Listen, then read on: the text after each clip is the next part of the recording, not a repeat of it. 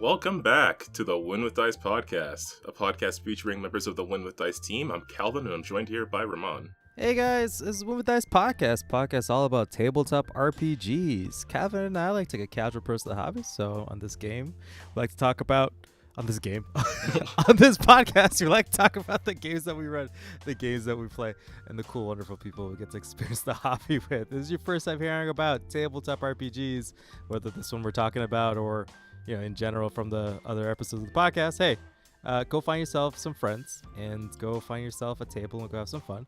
And if you are a player at some of this table you've never GM'd before, please go GM for your friends, your table. It's a real fun time. It's not as scary as you think it is, and it's loads and loads of fun. Indeed. So this week is going to be something fun. The recaps are back. I'm finally going to try to catch up on the recaps for my Pathfinder campaigns, because I do miss talking about them on the show, and I fell behind with them. So hopefully I will finally catch up before the end of the year. I don't know. We've been turning out to be like a news channel lately, so We got to get back to our roots. The roots. Yeah. But before we get into all of that, we have to get to the most important part of the show, the Win with Dice weekly GM tip of the week. Yes, the Win with Dice weekly GM tip of the week, brought to you by me. Hey, folks, I ran a game yesterday, so I got some ideas. Well, I want to show you guys. I ran Rise of the Rune Lords. I'm converting it from Pathfinder 1 to Pathfinder 2. And we just completed the first chapter, the Bird Offerings, which is super fun. But now we have like a little bit of interlude, and I wanted to kind of like use this time to set up some like, I guess, stronghold rules, because I picked up the Matt Koval book. And then I read it, and then I was like, this is super cool. And now I want to use it, but we play Pathfinder, and I didn't really like the rules conversion, so I'm trying to do my own thing. But basically, they beat up a bad guy, took over like these catacombs, is going to turn it into their secret base. I guess where the tip comes from is if you want to give your players like a base or a base of operations or a stronghold or something that they can call their own, actually make it their own by drawing out the map on like, or if you're online, drawing it out on like whatever VTT you're using. But I had my players I drew out the map, and I just gave them like the white erase marker, and I was like, hey, you make it your own. Change what rooms do what, where's your room, write stuff out. And our whole table had a blast doing that. So your tip of the week, I guess, basically is like if you have even your players like to take over like a location, yeah, give them 4 walls and give them the ability to kind of like express themselves and like make the space their own, I guess, on the map. And then I'll probably take that and make it into like a proper map with like pictures and stuff later. Yeah, it was a lot of fun. Because it was just us hanging out and drawing on this dry erase map. Yeah. But yeah, like even in the campaign I'm about to talk about, in the Rule of Coin campaign, the players in one of the more recent sessions, like they got their own base, and I just took like the battle map that I used for a particular combat scenario, because the players are taking over that base. I made a blank version of it incarnate, and I actually had a book that I was using that I'll put a link to it in the description, because I do recommend it for people who might be interested in it, that they were using to build a base with. I quite liked it, so I'm going to share it for people to check out if they want to. But honestly, just having a cool space that they get to decorate themselves is a whole lot of fun. Yeah, maybe we should do like a how-to or like a little flip through of the book one of the episodes, because you seem to like it. I bounced off of it because I was like, this is like too much carpentry math for me, but Calvin likes the nitty gritty, so I did enjoy the math, because I did have to scale it in certain ways to fit certain things. So yeah. I don't know, maybe we'll talk about it. I don't think we really rolled that many dice, but it's kind of fun to have those sessions where you're not really rolling dice, you're just kind of vibing, I guess, and I guess drawing with your friends. Like, I don't know, sometimes I think that like there's certain ideas about what the hobby is, and actually what the hobby is just having fun with your friends, which is like the main part, right? Yeah, we didn't need to have a whole fight, although one of us did. But yeah, no, it was just nice to like have that in-between moment, just so now that we have something in the town to care about. Yeah, and just a little add two onto this tip. I guess it's not really a second tip, but if you did just finish a big major leg of your campaign, like do something small, do something intimate. I think intimate's actually a word where, give a brief time, maybe a couple of months in game where the players can switch out characters, right? Like now is the time to, if you don't like your character and you want to switch them out, bring in somebody new, have a couple of scenes where they integrate into like the party before like the next big event happens, and then the plot moves forward, right? It's a lot easier to do it now than it is once something gets going, and trying to shoehorn somebody in that wasn't there before. And yeah, I mean, like, it was a good session. So yeah, but anyway, this is the tip of the week, not the recap of what I did. True. Yeah. Although that does sort of tie back into the pacing conversation that we had, like, I think it was last week or a couple weeks ago. Yeah, no, it's super relevant. Well, there you go, folks. There's your tip of the week. A little rambly today. But yeah, if you give your party a stronghold or a base or something like that, give them a drawing of it, a dry erase marker or whatever, and let them make it their own. Tell them to pick out rooms. Tell them to decide what uses you're going to use the space for. And yeah, you guys, it'll be a lot more fun, a lot more memorable. Indeed. All right, let's hop into the rule of coin. So this is sort of my, I guess, urban setting campaign, although not like modern, but more like you're in a big fantasy city and you're just trying to get by. The players are more roguish, banditish. They're more like a gang than a crew of heroic adventurers, and they are trying to make their way through the city. The party is made up of 4 characters. There is Alfie, a human swashbuckler. There's Mr. Buttons, a catfolk sorcerer, Hubo, a kobold ranger, and Poppy, who is a fetchling rogue. And yeah, so far they were originally hired way back when, in like the first session. They were brought together by a character by the name of Lucky Tate, who hired them to pull off a job. And I will also say that this game is taking place in my own homebrew world that I've talked about on here a few times before. Lucky Tate was also the one who initiated the Fateseer campaign, so he gets around. But they were hired to recover an item that was stolen, this magic dagger that was stolen before it was delivered to a client of Lucky Tate's that he meant to, have it brought to. They found the thieves, they were able to take them out. It was the remnants of another gang, and that tied back into other stuff I had done with this group in a different campaign. Just sort of, tying up some loose threads and stuff. But in any case, they had sort of a base to themselves, and they were working on other tasks. One of those being a possible robbery of Alvios Fodaros, this elven nobleman who was actually the one that the magic dagger was meant to be brought to. They basically picked up on the fact that Alvios had quite a bit of interesting items in his collection as they met with Alvios' assistant to deliver the dagger. So, being aware that he obviously had, other valuable items, the party intended to case the joint. And I think that's sort of where we left off. In game time, it's like the end of the year, there's a New Year's party starting.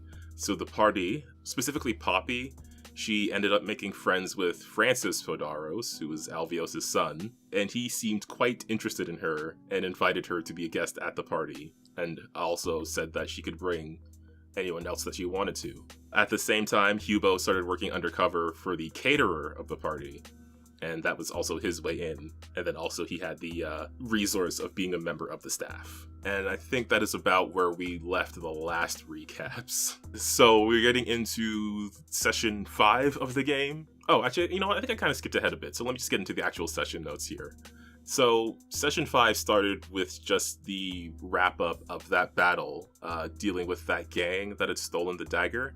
That battle had ended with Mr. Buttons casting a Flen spell on the leader of that gang, which, if you don't know what happens to someone when they're killed by a Flen spell, they're basically just bones. Yeah, honestly, like, sometimes I think the Flen spell should be reserved for certain situations. Like, it should be higher level, I feel like. No, I mean, like, it's not, because, like, there's a good chance you're gonna, well, I mean, it's not a good chance you're gonna survive, but, like, I think it's uncommon for a reason. Because most people aren't like, I want to reduce you to bones, please. Like, that's fair. So yeah, they had taken out the leader of this group, Arlene, and they had to basically get away before guards arrived because a fight did start, like, in the middle of the street. It was in the evening, and the city district they were in, the guards are around, but they're not, like, instantaneous response. I did briefly think about, like, having tables for guard response in different regions of the city, but I haven't got around to that yet, and I feel like I'm just gonna feel it out as I go. But who knows what I'm gonna do. That's fair. I mean, like, you could I think you could just have like, I guess you could have like the amount of guards, like it'd be a simple table, it'd be like the amount of guards and like how long it takes them to get there in rounds, right? And then it's like, that's how long you would have to be. It could be like the security level of the region. I don't know, you could do a lot. That sounds pretty cool, actually. That, like, because if I did that, then I'd also have to go into, like, I don't know, wanted level per region or something like that. It's certainly doable, but... Yeah. I don't think it's less about like wanted level and more about like how much rich people are in the level. So the richer the area, the faster the guards will respond, because there's just going to be more guards, right? That's so there's basically like wherever it, yeah, whenever there's less rich people, like it's like, well, the guards are probably not going to show up till after the fight. But like when there's like rich people, they're like, oh, please, officer, deal with this. Like, yeah. Like there's a couple areas where it's like a couple of rounds in, the guards are going to show up, and there's areas that are like they'll show up, you know, just after the fight ends, perhaps. And then there's areas that are like, no, you can leave. You should have some places where like the guards just find you on the spot and they don't bother with like try to arrest you. They're just like, all right, pay the fine. And then it's like the body cleanup tax that you have to get charged.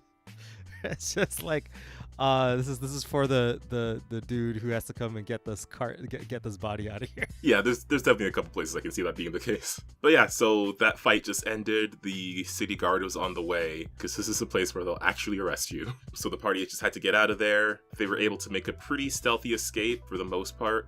Mr. Buttons might have been spotted by some civilians, but he's also a cat folk, so he's very easy to notice. Well, not easy to notice as in he's not stealthy, easy to notice as in he's very distinct. Yeah, he's probably like the only cat folk in like a couple blocks, right? Yeah. Alfie did get caught up with some of the city guard, but he was able to pretend that, like, he used his injuries from the fight to pretend that he was attacked, and that helped him just create an excuse to get out of there. And then they all met back together at the hideout.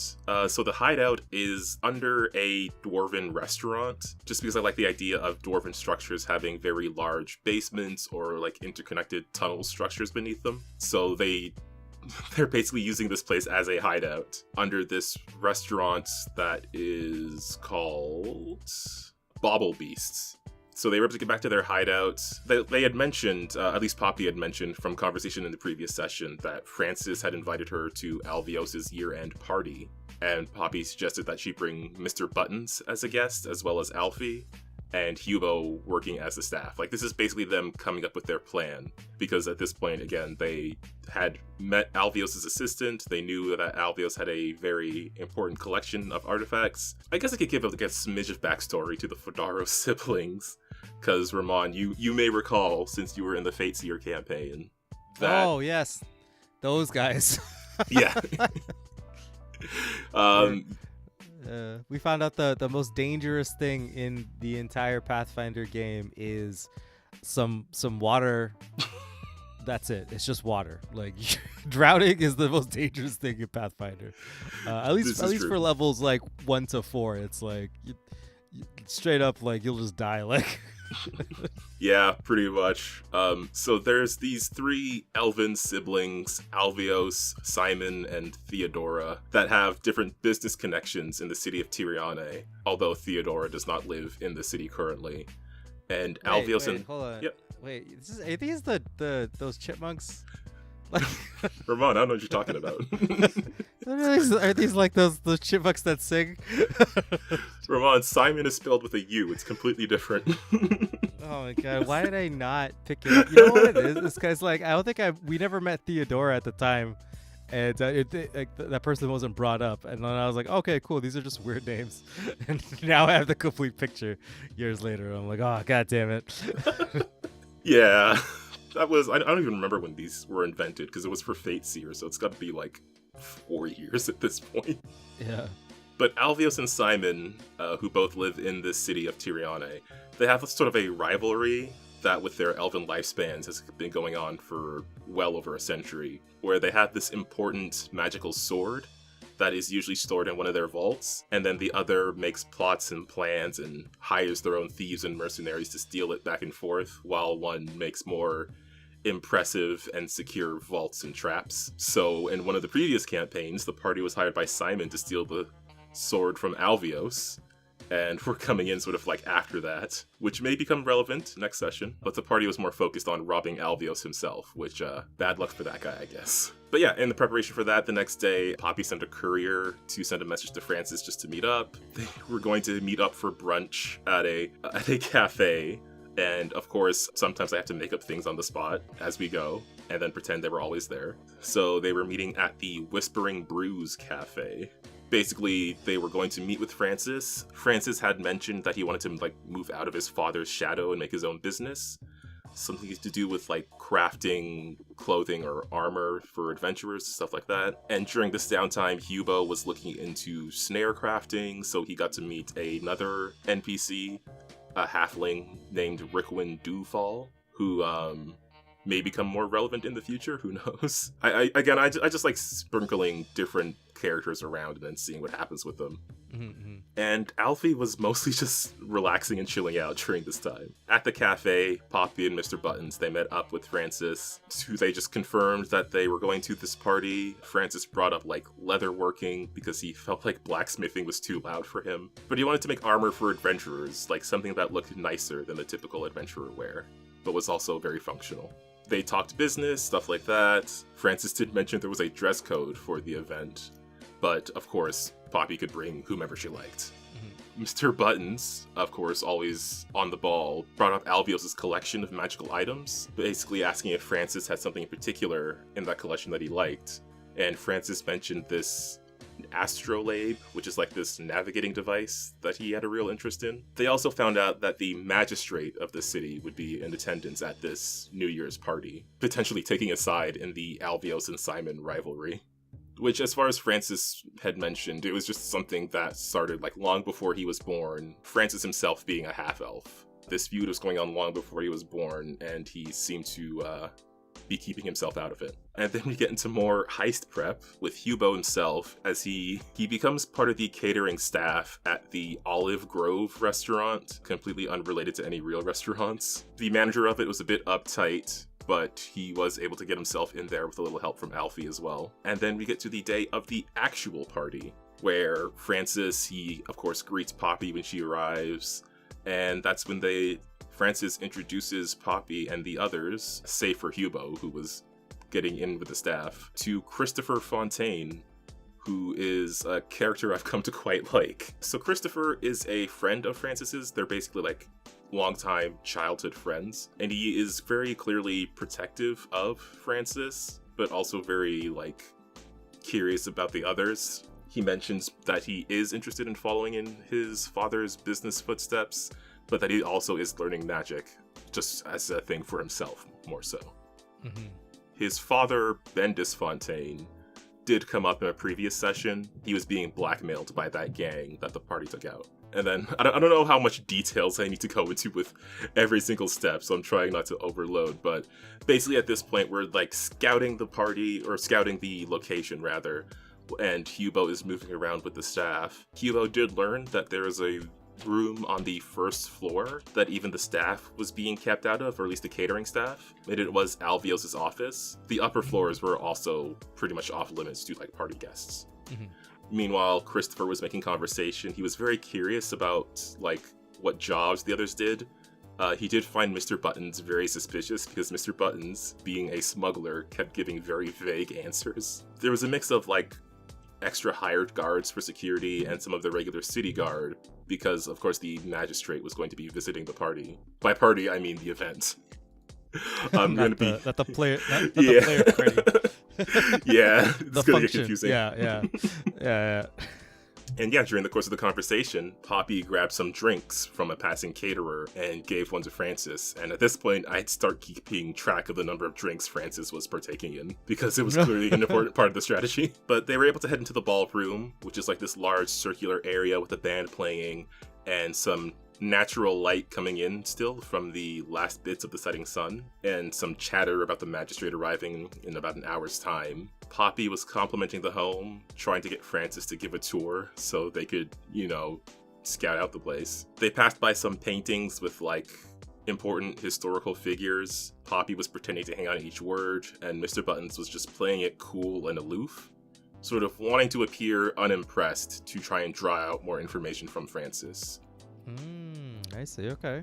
And then, I took the opportunity to drop some lore tidbits because I didn't want to write all this lore for myself. That's what, of course, Calvin. Lore is for the people, not for you. Exactly. So yeah, there were some paintings of some, centuries-old adventuring parties. There was a painting of the first High Lady of Tovaros, which is, the name of the entire realm that I've been setting everything on, and how she once led a fight against an evil alchemist in Tiriane, and I'm sure none of that will become plot relevant in the future. But Mr. Buttons said he expected to see something more interesting, and Francis did admit that his father would be displaying some items from his collection later in the ballroom. Poppy got him another drink, so the count went to 2, and Christopher warned that it was a bit early in the party to drink so much, again seeming very protective over his friend. Poppy turned to ask Christopher, just about his life, his story, and this is the point where they learn Christopher's studying magic, but his interests are more in business. But he seems to find similarities between the complexities of business and the complexities of spellcasting, in sort of a numerical sense, like trying to figure something out and put it together. Okay. Interesting, alright. But at this point, the plan sort of shifted to, charming or distracting Christopher, because he seemed like he was very much getting in the way of Francis, who would be a good source of information. They have conversations about magic. Poppy says she's interested in, elemental magic, and Christopher is saying he's interested in arcane magic that can be learned instead of inherited, although he mostly has to do it with wands. But he is still very, clearly suspicious of them. Alfie says that he knows magic as well, and then pulls a coin from behind Christopher's ear, which, he almost reflexively went to grab Alfie's hand as he reached back there, but he saw it was just a sleight of hand trick. Yeah. Which seemed to lighten the mood a bit. But it was very clear that Christopher was going to prevent Francis from getting many more drinks, so the party was trying to work up a way to separate them. So Poppy basically invited Francis to go on and dance. Christopher couldn't think of an excuse to stop them, so they moved further into the ballroom, and Christopher was sort of stopped by Alfie and Mr. Buttons. And in the meantime, Hubo was bringing out stronger drinks, specifically to ply Francis. So the two of them get separated. Mr. Buttons and Alfie, they talk to Christopher as just seeing if he has any interest in being an adventurer or something like that. Christopher says that he sees adventurers as just people with nothing to lose, which he does not see himself as, though he does want more practical applications of his magic skills. The two of them offer to take him on a real adventure, but, he does not go for it. They have to see an example of a spell he can cast, and he just does a basic mage hand cantrip. He moves a glass a few centimeters, which is pretty cool, but he was clearly a little self-conscious about not wanting to mess up the casting of a spell or cast something poorly. They were wondering if there was some issue with him casting spells, and it's not there's a social issue with it, but there might be a social issue if people see him failing to cast something basic. So he chose not to risk it, basically. Yeah, he went with something super simple. Mm-hmm.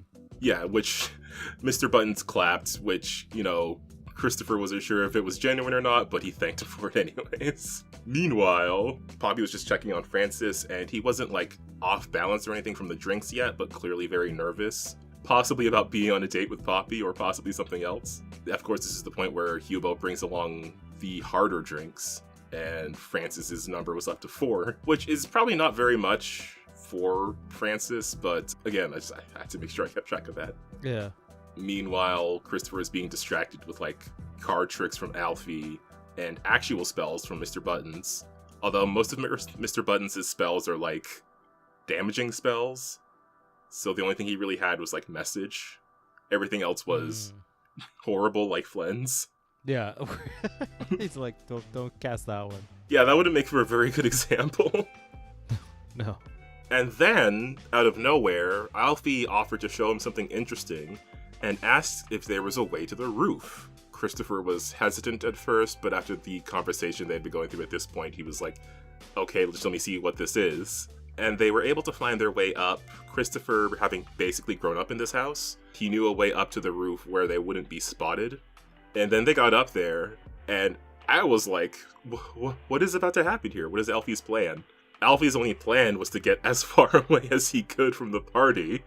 He had no real thing to do. He was just trying to get Christopher as far away from the ballroom as possible. So I guess spur of the moment, he says, don't try this at home, and then jumped off of the roof. What? Okay. But he did have I think it was like a swashbuckler thing, where he could reduce the height of a fall by like 20, 25 feet. And they were like 2 stories up, just at that particular part of the house. So he was able to largely mitigate the damage of the fall. And it was impressive, but Christopher noted that it wasn't magic.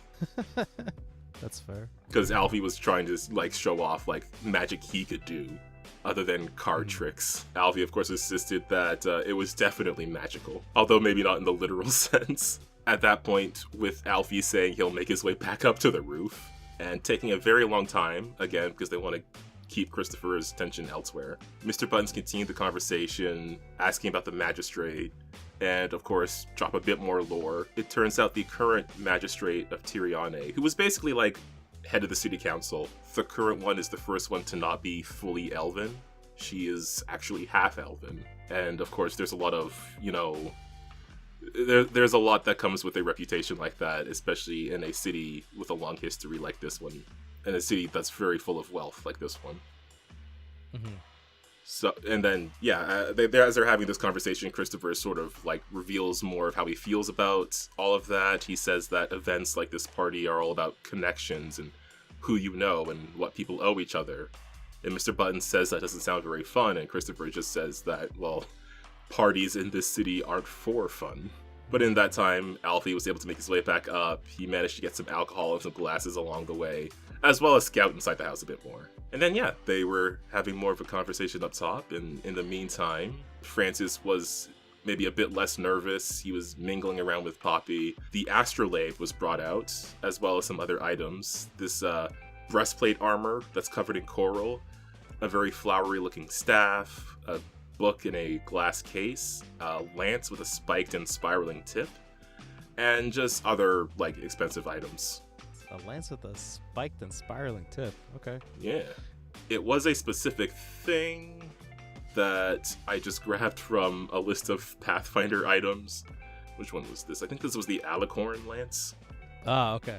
Yeah, a lot of these things were just, like, items that I grabbed. I was like, what seems cool and expensive? But yeah, all of these things are being brought out, so Hubo and Poppy were able to pick up on, like, what was expensive and stuff. But then activity, like, the guards got to start to get more active because the magistrate was on the way. At this point, Alfie and Mr. Buttons, they had sort of relaxed Christopher enough that he was able to be a bit more honest with them. They were wondering why he was so protective of Francis, and he just said that he worries about Francis because there are quite a few women who show interest in Francis, and he doesn't want anyone taking advantage of his friend. Although Christopher was surprised to learn that Francis was the one who approached Poppy first. So that kind of made things a bit easier, perhaps? But he sort of excused himself as the magistrate was on the way because he wanted to go, like, have a conversation with her. Or at least meet her for the sake of appearance. Yeah. As Mr. Buttons and Alfie were making their way down, they decided to take some time to snoop around the upper floors. Just, again, sort of seeing what they could find. They did find Francis's room. They did find Francis's diary, which they took some interest in. As well as some drawings and sketches of, like, armors and different things for adventurers that he clearly was working on. They did try to open his diary, but the lock was too... like, it was beyond their current capabilities. So Alfie tossed the diary out of the window to pick it up from the grounds later. What? That was his plan? I mean, there were other things they could have done, but, like, I guess it can't be found on them now. I guess you're right. I guess it's like, I can't lie, I don't have it. Like... But yeah, they only had, like, a very short amount of time because one of the guards upstairs did hear some noises and came to, like, enter that very same room. As the guard was entering, Alfie just quickly kissed Mr. Buttons as the door opened, just to make it seem like the two of them had snuck up there. And the guard was very surprised but just told them to like wrap it up and get back downstairs. Nice save. Meanwhile, Hubo was doing his own investigating into the office. He made up an excuse that he needed to get in there with the head butler, just saying that, like, he claimed that he got permission from Francis, just claiming that he needed a spare shirt because a drink was spilled on his, and for some reason he believed there was a shirt inside the office. He was able to roll a good enough diplomacy that the head butler was like, he'll allow him to go into the office, but he'll go with Hubo, just to make sure he can get his thing and get out. Yeah. So then Hubo was trying to think of a way to distract Senvin so he can actually do a proper investigation. And I don't know why this party is so flirty all the time, but Hubo, this kobold, like, shut the door behind himself and Senvin, this elderly head butler, and was just like, being a butler must be lonely work, and attempted some flirting, some flexing.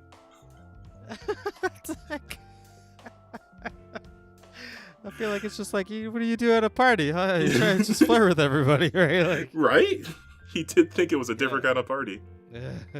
Unfortunately, Senvin didn't go for it, despite how flattering it was. But Hubo was able to just look around the room and note that there was something off about the fireplace and sort of how it fit in the room, given the size of it. But he wasn't able to investigate deeper. And then this is the point where the Magistrate Jahandra Sarlin, arrived in the building. Francis said he had to go get himself cleaned up before he ran into the Magistrate, so he gave Poppy a kiss on the cheek and headed off in his own way. The Magistrate came into the ballroom, and then everyone was able to just reconvene into the ballroom. And then we got towards the end of the session. So again, like, the party was mostly doing investigation here. They found, like, they did figure out that Senvin has keys to the office. Hubo saw specifically what key it was.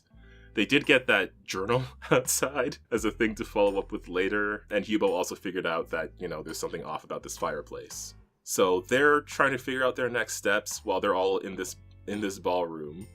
But before they could do anything, as all the guests were sort of like seated at tables within the ballroom, Albios himself was making sure to stay near to the Magistrate. I had the party roll perception checks. They all rolled pretty well. I think everyone was over 20, and I think Mr. Buttons got a crit, if I recall. They were able to notice some commotion outside. Mr. Buttons was able to actually see some of the city guard outside, like, react to something, and then they got struck by a shadowy figure who was moving around, and then threw something at the wall of the ballroom, because it sort of like faces outside. They threw something at the wall of the ballroom, and then this chemical vial broke and created this explosion that took down a large chunk of the wall. And on the other side of this broken wall was this caped figure, and this is someone that Alfie and Hubo ran into earlier. This is a sort of vigilante figure who has been around the city, sort of involving himself and interfering in, like, ongoing crimes. Mm-hmm. Especially those involving transporting, like, rare and mystical artifacts. They did meet this guy briefly. He was able to escape them, and they did hear a little bit about him from Lucky Tate, because he apparently is interfering with other crime in the city. But this is their first time, I guess, maybe seeing him, all the party seeing him at once. And he's blown down the wall into this manor, and he is standing there with a new armor and a cape that is sort of like flowing over his shoulders. And as the explosion hits, it sort of like snuffed out all the candles in the room, leaving only the moon as the only light. It was sort of like backlighting this figure. And the figure looking on all of the elites of the city at this party and told them that they had eaten of Tiriane's wealth and spirit, but their feast was nearly over, and that none of them were safe from him. And then the figure dropped like this small bomb device that created this darkness area. It created like this magical shadow that appeared only for a moment. And then as it disappeared, the figure was gone. Spooky. Mayhaps a little bit of Batman inspiration. Who knows? I mean, some sort of caped dude yelling at a room full of rich assholes. And yeah, that was the session. A lot of it was conversations, a lot of it was just taking place in this one manor, but they were mostly trying to scout this place out for their heist. But this guy has shown up and has perhaps thrown their plans for a loop. because every heist needs a complication. So obviously, you know, the guard is in the city guard's in effect. This was the end of the session, so most of the consequences stuff take place next session as they will attempt to get their own heist back on track. But yeah, that was that particular session of the Rule of Coin. Wow, I mean, sounds pretty like on brand, I guess, for like a party. You thought it was gonna happen. Everyone was trying to flirt with and kiss and stuff. Some dude went to the roof, and then now some assholes here being like, "Actually, this is my time," and you're like, "No, please, sir, I'm just trying to steal something. Come back tomorrow." Like, right? Yeah, for people who might know, I did steal the speech from Batman Year One. I don't know. I really want to cover more of the recent sessions with this game, because there's a lot of moving parts now. There's stuff I want to say, but the players don't know it yet, so I can't say too much. But there's definitely things going on with this vigilante that I want to get into. There's things going on with Francis and Christopher that I really want to get into. There's things going on with Alvios and the magistrate that I want to get into. There was a lot of setup in this session that hopefully will pay off in a cool way. Yeah, it sounds really fun, man. I really enjoy playing with this group. This was my Crown of Dragons campaign group, where I had that campaign where they were basically collecting all the dragon orbs. And that campaign, like, it was fun, but it was sort of, like, directionless, I guess. Well, not I don't want to say directionless, but it was kind of, like, too spread out and a bit all over the place. So this one, I'm trying to keep a bit more, like, contained, especially, like, keeping it in like one city for one, I think is a step towards that. Yeah, they've got crime, they've got corruption, they've got vigilantes to deal with, and who knows what they will do. Probably steal some stuff and make some money off of it. That is the recap for this week. Ramon, anything that you want to ask about? I feel I did have to it's been a minute, so I don't know if there's some details and stuff that I hadn't talked about that I should have brought up, but trying to think of the audience. I don't know. There's just a lot of dudes, a lot of stuff happening. And it's like, oh man, the situation's so complicated. Yeah. There's a lot of, there is a number of spinning plates in this campaign, but I'm trying to, limit the number. I want there to be one thing for each party member, and then maybe a couple of, main story things. I mean, it's like a city, right? There's a bunch of, in real cities, you're never the main character on any given day in a city, right? Like, you walk down the street and stuff is happening. So, no, it's cool. I mean, I like the whole, this is a party, there's a bunch of wealthy people here, and some crusaders shown up to basically call everybody out. Yeah, I don't know. Maybe the party is going to be able to turn this distraction into a good moment. Into their advantage, we're able to get out. Yeah. Maybe. Yeah, I'm hoping this, because I'm kind of picturing this going like a Grand Theft Auto game, basically, where you start off from the bottom, and then you start taking on bigger and bigger jobs, and then you take on, corrupt city officials and crime bosses until you become the boss of crime. the crime boss? Yeah, I mean, for sure. I think that, I don't know, if you guys like the campaign so far, tell us in the comments. I mean, I think it's a little too complicated for me right now. I'm like, oh god, I'm stressed just thinking about it for you, Calvin. I will say, mechanically, it gets well, I don't know. I'll talk about it when we get there, because I did introduce some new mechanical stuff to Heist that I kind of wish I had at this point, but we'll get there when we get there. But yeah, I this is definitely my most mechanics heavy campaign for sure. And story-wise, I don't know, I'm trying to keep everything, I don't want to do what I did before and just, introduce a thing because I thought it was cool in the moment, and then it's another thing I have to worry about. I do that constantly. Ugh. Where it's just oh, this is a good idea, and then I'm like, oh shit, I gotta follow through with this. Exactly. Yeah, I don't know. I'm trying not to. I'm trying very hard, but you just want to, right? I know. But yeah, folks, let us know what your opinions, Calvin, know how you feel about it. If you're a player in Calvin's game, get out of here. What are you doing?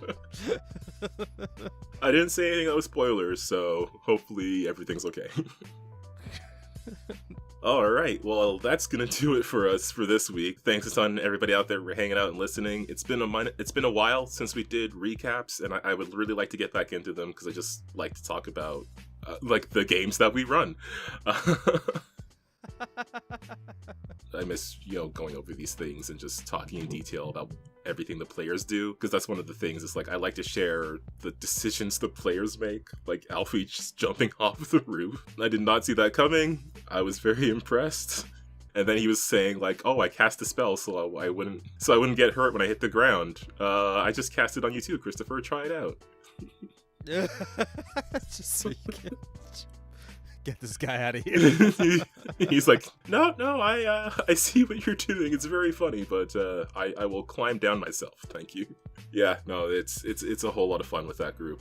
And yeah, hopefully we can actually catch up in this campaign. And Fate Seer, because a lot of stuff happened in Fate Seer. They met the quote-unquote final boss, and we really got to talk about it. Oh my god, that campaign of yours is actually really wild. That one is it's a lot. So yeah, if you're interested in hearing more Pathfinder 2nd Edition campaign recaps, where we get to talk about the games and go into some details and some thoughts on certain things, just hang around and subscribe and like the video and all the YouTube stuff you know how to do. Or if you are on Spotify or other podcast platforms, just give us a rating. Let us know how you feel about the show. Spotify lets you give comments, so feel free to drop a comment there or on YouTube or on our website, winwithdice.ca. As for other stuff around the channel, there's gaming streams to check out. Played a little bit of Mecha Break recently, so go ahead and check that out. Do want to give a shout out to all the people linked in the description below. Whole bunch of different Lancer writers and creators. There is also Eld's game Soar should be linked down there. We may be getting into that pretty soon. As well, other channels like Vault Companions and the Untold Stories Project, where I'm at pretty regularly. So go ahead and check those out as well. And I believe now that is everything. I gotta jump in here. Check out my game. Oh, that I'm Versus, working on. yes. Project Versus, my little indie tabletop RPG that I'm trying to figure out. There's a playtest linked on our website. Cal will drop the link below as well. And as well as the other game that I was working on that I've taken a little bit of hiatus on. But Mechanized Body, mostly Trey, a little bit of me. I appreciate that dude bringing me out for the project. But yeah, I think you can see gameplay on his Trey Joyner YouTube channel, or follow him, NHP Shaka, on Twitter, or if you're part of his Discord or part of the Lancer community, Trey is pretty well known. So if you're listening to us, you're probably also into Lancer or any of Tom Bloom's games. I'm not sure if you would ever get into goblins with big butts, but if that's the thing that brought you to us, cool, man.